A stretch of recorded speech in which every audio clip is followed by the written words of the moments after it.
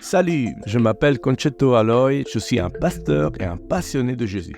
À travers ce podcast, j'aimerais t'aider à mettre un point final à ton passé pour écrire un nouveau chapitre de ta vie. Alors mets-toi à l'aise et c'est parti pour ce nouvel épisode.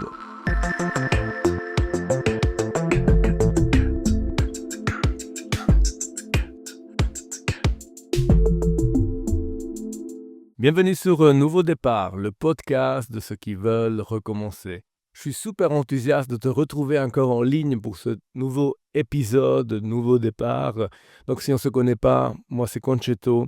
Je suis en train de te parler d'enregistrer de Belgique. Pourquoi le dire? Parce que plusieurs personnes en francophonie commencent à nous écouter. Et donc c'est un plaisir d'être avec toi. Si on ne se connaît pas, je suis un pasteur. Juste pour te donner un peu quelques détails sur ma vie, en 2017, j'ai quitté l'Italie. Oui, je suis italien, c'est pour cela que j'ai cet accent.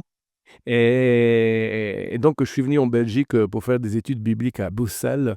Mais après 3 ans de faculté biblique, c'était clair qu'il fallait rester ici et vivre un nouveau départ avec ma femme, mes enfants. J'ai quitté la gendarmerie en Italie où j'ai travaillé pendant presque 10 ans. Et donc, j'ai vécu un nouveau départ. Et c'est pour cela que c'est un thème, le nouveau départ, qui me tient vraiment à cœur. Et une fois par mois, je te parle d'un personnage biblique qui a vécu un nouveau départ. Donc, un avant peu glorieux, avec des situations compliquées, mais ensuite une rencontre avec Dieu, avec Jésus, qui a permis un nouveau départ. Et tout cela pour te montrer d'une manière claire et nette qu'un nouveau départ est possible pour toi aussi. Donc, si les contenus de ce podcast t'encouragent, n'hésite pas à les partager autour de toi. Laisse-nous, s'il te plaît, un commentaire, ça va nous encourager.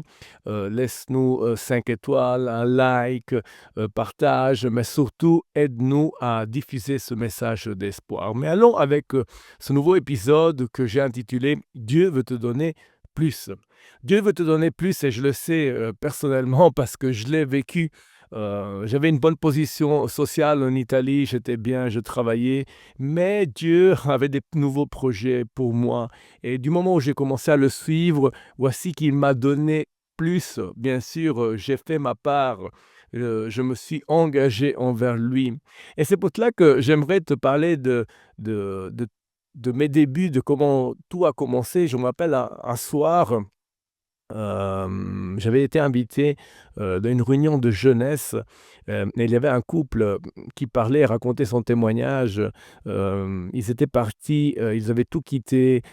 C'était un couple marié, ils avaient tout quitté, ils avaient quitté le travail, vendu leurs meubles pour aller à l'école biblique en Angleterre. Et donc moi, que je voulais suivre Jésus, franchement, écouter ce témoignage, c'était quelque chose d'incroyable.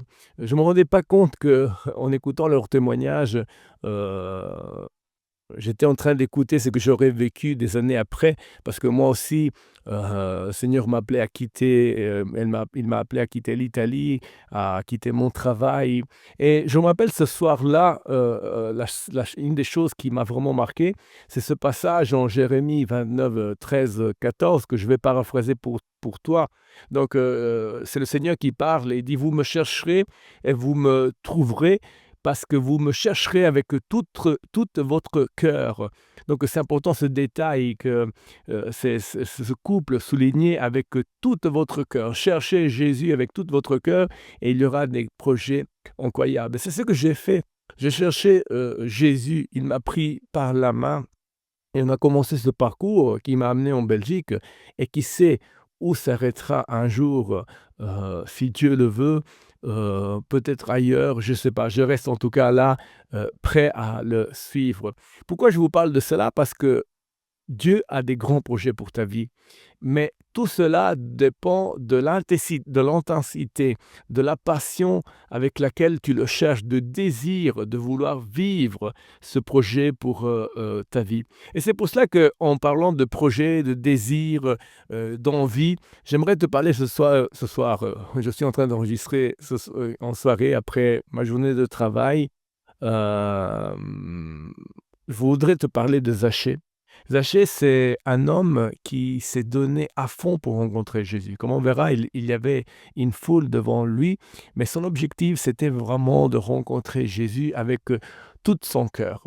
Et c'est ma mission pour cet épisode, de transmettre cette passion, cette envie de vouloir aller plus loin pour vivre un nouveau chapitre, ça rappelle l'italien, capitolo, un nouveau chapitre de ta vie. Mais lisons un peu l'histoire de Zachée dans l'évangile de Luc, au chapitre 19, verset 1, il est écrit: Jésus étant entré dans Jéricho, traversa la ville, et voici un homme riche appelé Zachée, chef des publicains, cherchait à voir qui était Jésus.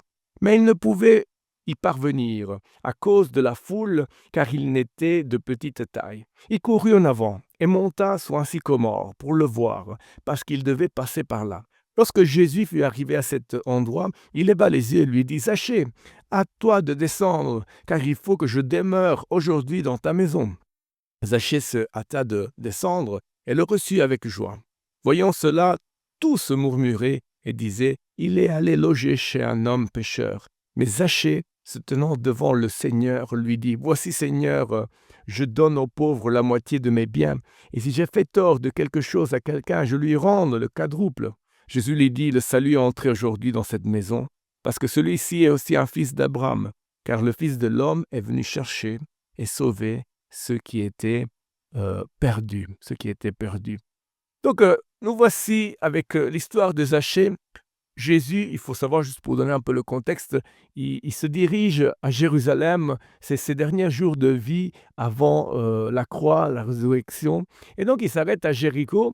Et l'évangéliste Luc, il relate cette rencontre. Et d'ailleurs, c'est la seule rencontre dans la ville de Jéricho. Zachée est le seul qui va rencontrer Jésus. Et donc, cela m'inspire parce que je ne sais pas combien de personnes vont écouter ce podcast, mais après une journée de travail, même pour une seule personne, ça vaut la peine d'enregistrer parce qu'il y a une personne que probablement de l'autre côté de l'écran, avec ses écouteurs, a besoin d'entendre ce message. Donc, qui était Zachée? Zachée était un homme qui avait tout. Il était chef des publicains, donc pour te faire comprendre, c'était un chef, il travaillait pour le gouvernement romain, donc il avait des hommes qui s'occupaient d'aller chercher l'argent des taxes pour le peuple romain. Et il faut savoir qu'il était très riche, comme on a lu. Donc il avait une bonne situation financière, il avait un bon statut social. Mais le problème, c'est que même s'il avait la richesse, il était un homme qu'il avait été mis de côté. C'était un homme qui était considéré un traître, il était considéré un voleur, parce que les gens savaient que tous ceux qui ramassaient de l'argent pour l'État romain, ils demandaient toujours plus pour leur poche. Imagine-toi, le nom Zachée signifie pur, mais le texte nous dit clairement qu'il était un voleur, qu'il avait volé des personnes. Le texte il nous dit aussi qu'il était de petite taille. Et j'en ai rien contre avec les personnes de petite taille, mais ce détail me pousse à penser que au-delà de de sa taille, était un homme qui n'avait pas une grande, il n'était pas spirituellement grand, il n'était pas moralement, il n'avait pas des grandes valeurs moralement. C'était pas un homme d'envergure incroyable. C'était un homme qui volait, c'était un homme qui avait été mis de côté. Et pourtant, juste pour te dire, c'est la seule personne qui reçoit Jésus dans sa maison à Jéricho. Pourquoi? Parce qu'il le voulait vraiment. C'est peut-être parce que Dieu avait prévu quelque chose pour sa vie. Et donc, en se présentant, en montant sur cet arbre, il fait vraiment la rencontre de sa vie. Et c'est quelque chose, c'est un homme qui va recevoir de la part de Jésus, Et donc, à travers cette histoire, j'aimerais te dire, attention, Jésus passe par ici ce soir ou ce matin, je ne sais pas à quelle heure tu écoutes, mais à travers ce podcast, à travers ma voix, Jésus vient te visiter là où tu es. Peut-être tu es en train d'écouter sur le train, au métro, au boulot, je ne sais pas. En tout cas, Jésus passe. Et sache que quand Jésus passe quelque part, il y a toujours des guérisons, il y a toujours des vies transformées, il y a des chaînes qui tombent, il y a des enseignements. C'est ce qu'on lit dans les évangiles. Et Jésus, il est à la recherche de quelqu'un qui l'attend, quelqu'un qui voudrait vivre plus, quelqu'un qui veut le voir vraiment. Pour te dire, Jésus passe d'une ville, Jéricho, une ville qui avait été maudite. Dans le livre de Josué, je ne sais pas si tu connais l'histoire biblique, c'est la fameuse ville qui tombe après que le peuple tourne 7 fois autour de ses murailles. Et Josué, donc cet homme de Dieu, dira, maudit devant le Seigneur celui qui va reconstruire cette ville, il va le faire au prix de ses enfants. Et c'est ce qui se passe dans la période du roi Akab. Il y a un homme qui s'appelle Kiel, et la Bible nous dit qu'il va reconstruire ces murailles et que ses enfants, à cause de cette malédiction, ils vont payer au prix de leur vie, ses enfants Abiram et Ségoub.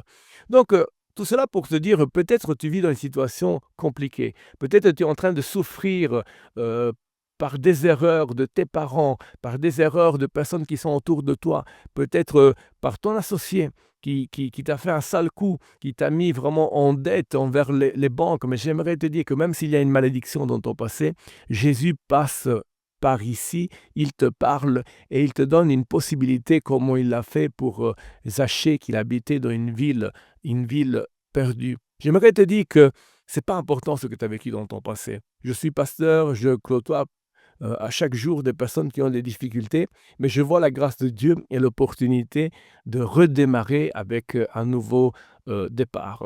Deuxième chose que j'aimerais te dire, je suis super emballé dans cette émission, la curiosité ne suffit pas.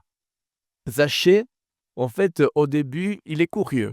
Il a entendu que Jésus, ailleurs, a déjà guéri des lépreux, des paralytiques. Il a déjà délivré des personnes sous l'emprise de démons. Et donc, c'est ça, la curiosité qui le pousse à y aller. Mais j'aimerais te dire que la curiosité ne suffit pas. Tu sais, écouter les témoignages des autres, c'est quelque chose que je raffole. J'aime bien. J'aime bien écouter, m'inspirer. Mais c'est encore mieux quand je peux le vivre dans ma vie. Je me rappelle, après ma conversion, avoir lu un livre d'un missionnaire, j'oublierai jamais, son nom s'appelle Charles Stade.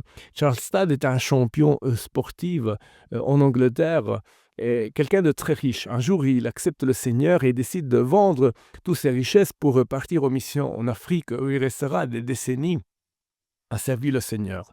À l'âge de 50 ans, il était rentré en Angleterre et Dieu lui met à cœur le poids non, donc il avait été missionnaire en Asie, et Dieu maintenant lui met à cœur l'Afrique. Alors quelqu'un lui dit, mais Charles, après toutes ces années avoir servi le Seigneur à l'étranger, tu as des enfants, pourquoi partir encore? Alors lui, il lui répond quelque chose qui m'a marqué vraiment à vie. 14 ans après, je me rappelle encore de cette parole, et dit, qu'est-ce qui peut valoir mon sacrifice si je pense au sacrifice de Jésus à la croix? Cette phrase m'a vraiment marqué. Effectivement, tous mes sacrifices, euh, c'est rien par rapport au sacrifice de Jésus à la croix. Et donc, c'était magnifique de l'entendre, ça m'a beaucoup inspiré, ça m'a donné envie de faire plus, mais rien à voir avec le jour où j'ai vécu mon départ d'Italie. J'ai quitté en septembre 2014, j'ai quitté l'Italie pour ne plus retourner. C'était encore mieux parce que c'était moi que je vivais, c'était moi que j'étais en train d'écrire mon histoire, mon témoignage avec le Seigneur. Donc, tout cela pour te dire que la curiosité ne suffit pas. À un moment donné, il faut y aller, il faut être passionné, mais surtout, il faut s'activer. Alors, sache qu'il y a toujours une opposition à vaincre. Une autre chose que j'aimerais te dire, sache qu'il y a une opposition à vaincre. Pour Zachée, c'était une foule. Il y avait plein de gens qui voulaient le voir, mais comme on a lu dans le texte, lui, il était très petit. En plus, les gens, ils avaient de la haine envers lui. Jamais personne ne lui aurait laissé l'opportunité de voir Jésus, de voir Jésus. Alors, pour lui, c'est un test. Et vous savez, la foule a été toujours un test dans les évangiles. Zachée n'est pas ni le premier ni le dernier à devoir dépasser, vaincre ce test, avoir ce test. Si on pense à ces 4 hommes qui ont descendu un paralytique du toit, c'était la même chose. Il y avait une foule qui entourait Jésus dans une maison. Ils savent que le seul qui peut guérir le paralytique, leur ami paralytique, c'est Jésus. Alors qu'est-ce qu'ils décident de faire? D'ouvrir le toit et descendre le paralytique. Il y avait une foule, mais il y avait aussi une foi qui a déplacé le toit et une foi qui a vu la guérison de leur ami. Oh, il y avait cette femme qui avait des pertes de sang, qui, au milieu d'une foule, elle est faible, ça fait 12 ans qu'elle est malade, mais elle arrive à mettre sa main et toucher Jésus par derrière et elle est guérie.